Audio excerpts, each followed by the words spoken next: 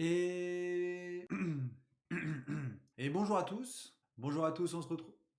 Et bonjour à tous, on se retrouve aujourd'hui pour une nouvelle vidéo. On va parler cette semaine d'un sujet qui tourne un petit peu en rond, notamment sur la création de ce fameux passeport sanitaire qu'on a pu évoquer la semaine dernière. Et donc de manière plus générale, on va parler de la gestion de la sortie de crise sanitaire. Et en parlant de gestion, vous allez voir que ça n'a pas été si bien géré que ça. Mais vous pouvez gérer en vous abonnant et en likant la vidéo. Allez, à toutes.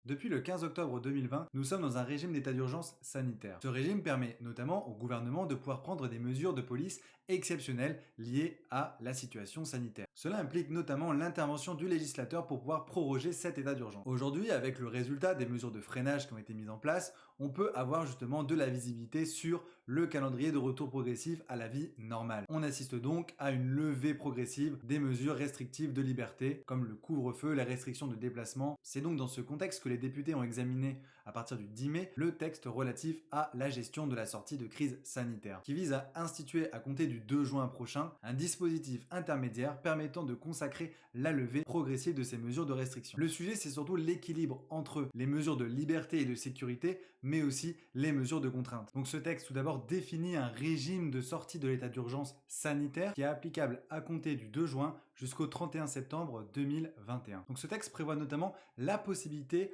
de prolonger une mesure de couvre-feu sur la durée exclusive du mois de juin. Toutefois, cette durée ne pourra être inférieure à celle qui est prévue actuellement, c'est-à-dire celle de 21h. Et dans tous les cas, plus de couvre-feu à partir du 30 juin. À titre dérogatoire, sur les parties du territoire dans lesquelles est constatée justement une faible circulation du virus, les préfets auront la possibilité de lever de manière anticipée, donc avant le 30 juin, la mesure de couvre-feu si la situation sanitaire le permet. Enfin, il y a également un engagement pour qu'il n'y ait plus de confinement généralisé. Toutefois, les sénateurs ont tout de même mis en garde le ministre Olivier Véran sur cette annonce, car rien ne dit qu'un confinement ne pourrait redevenir nécessaire.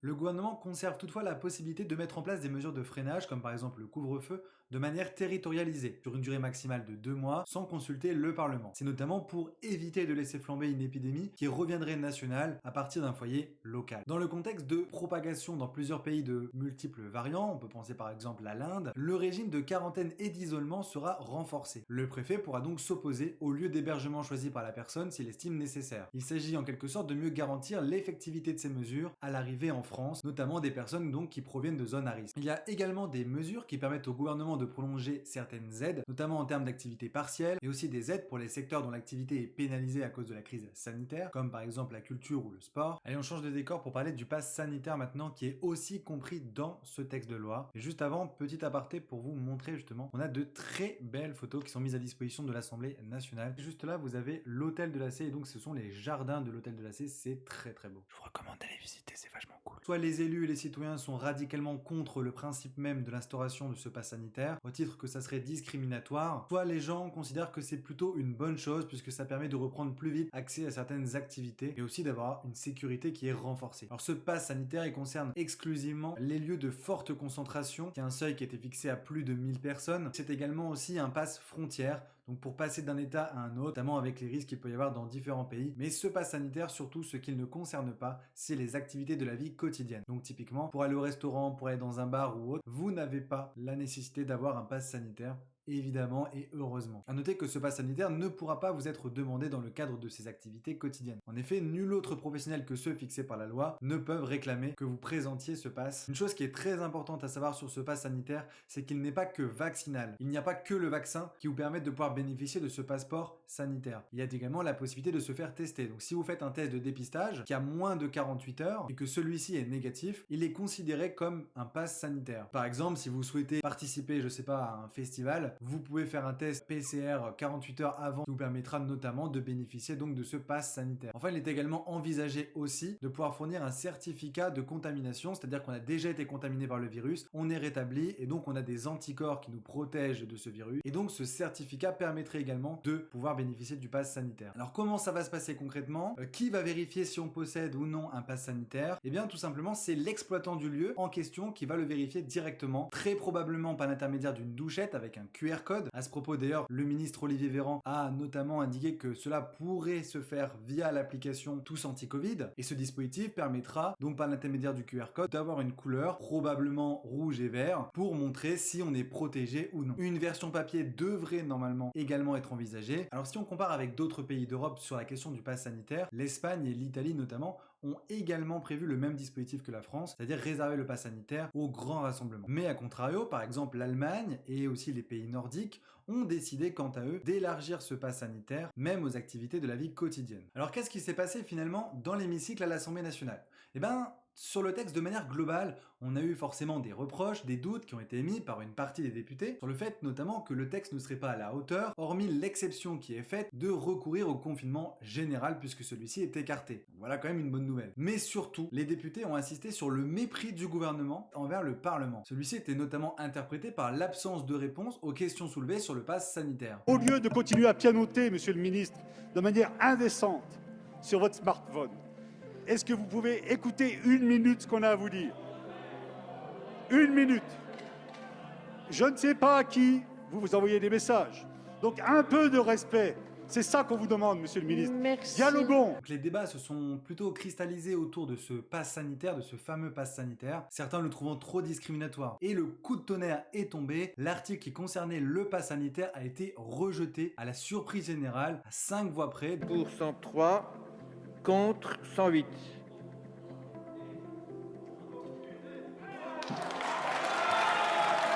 Pour cause, le groupe allié La République En Marche, en l'occurrence le MoDem, a voté contre cet article avec l'opposition. Le groupe MoDem avait posé quelques lignes rouges, il voulait notamment obtenir des engagements de la part du ministre, notamment sur la réouverture des boîtes de nuit et la réduction d'un mois, donc de la durée du régime de sortie de l'état d'urgence. Donc quand on perd sur un sujet aussi important pour le gouvernement, il n'y a qu'une solution. On refait voter. On refait voter en faisant donc des concessions. Donc là, il y a des concessions qui ont été faites notamment au groupe MoDem et à l'opposition. On a avancé du 31 octobre au 30 septembre le terme de la période transitoire instaurée à l'issue de l'état d'urgence sanitaire. Le ministre a également prévu une clause de revoyure pour l'ouverture des discothèques au cours de l'été. À ce propos, il y avait même un député MoDem qui portait un amendement pour la réouverture des discothèques au 1er juillet, rejeté à une voix près, donc 62 pour et 63 contre. Et évidemment, vous doutez bien, le fait de faire revoter, ça passe très mal du côté de l'opposition. Écoutez les parlementaires, c'est accepter les amendements. Ce n'est pas faire comme d'habitude. Lorsque vous perdez un vote, eh bien de revenir de nouveau pour un second vote pour que tout le monde comprenne que nous avons mal voté la première fois et que nous n'aurions pas compris ce que nous avions voté la première fois. Si vous nous aviez davantage écouté hier, un peu moins snobé, on n'en serait sans doute pas collectivement ici dans cet état ce soir. Donc avec ce super pouvoir, le pass sanitaire a donc finalement été adopté et entrera en vigueur donc le 9 juin. Il s'appliquera donc comme on l'a vu aux grands événements accueillant plus de 1000 personnes. Bon, après ces péripéties, le projet de loi a donc été adopté dans sa globalité avec 208 voix pour et 85 voix contre. Allez, on passe à la suite. Pas de séquence philosophe pour cette vidéo. On passe directement sur la masterclass. Je rappelle le principe, pour ceux qui n'ont pas compris. Il va y avoir donc 2 prises de parole qui vont être présentées successivement. Ce sont des prises de parole qui peuvent être amusantes, virulentes ou tout simplement des gros tacles. Et c'est à vous d'élire la masterclass de la semaine dans les commentaires, en indiquant notamment Challenger 1, Challenger 2. Et la vidéo qui aura le plus de votes sera publiée sur les réseaux sociaux de la chaîne, notamment sur Instagram et Facebook. C'est parti!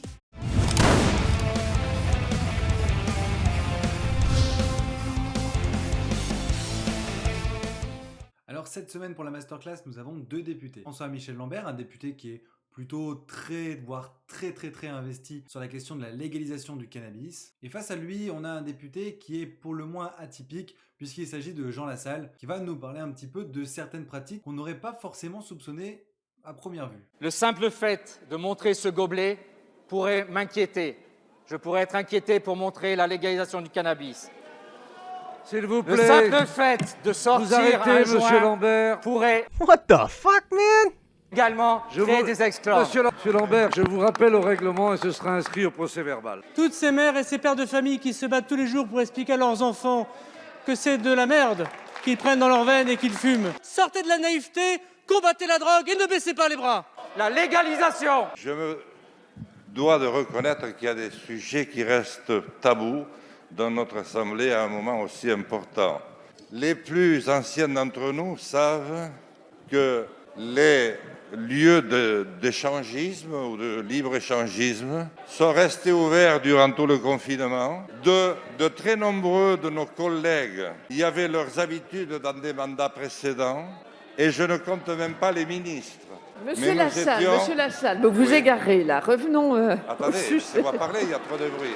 Allez, à vous de décider dans les commentaires. Vous indiquez Challenger numéro 1 si vous estimez que c'est François-Michel Lambert qui remporte cette masterclass ou Challenger numéro 2 si c'est plutôt Jean Lassalle. Allez, on passe tout de suite aux infos inratables de la semaine.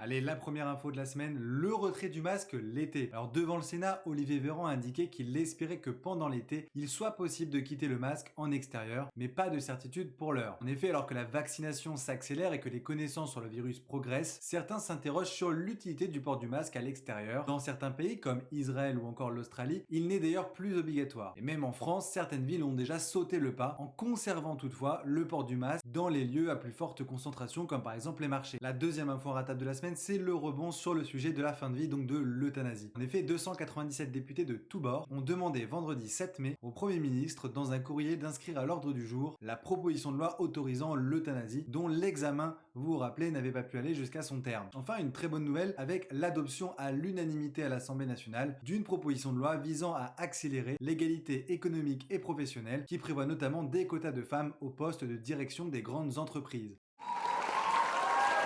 Allez, on se laisse là-dessus. On n'oublie pas de liker la vidéo, de s'abonner pour ceux qui ne l'ont toujours pas fait. Allez, on se retrouve la semaine prochaine pour une nouvelle vidéo. Et je vous dis, allez la bise. Salut. Ciao, ciao.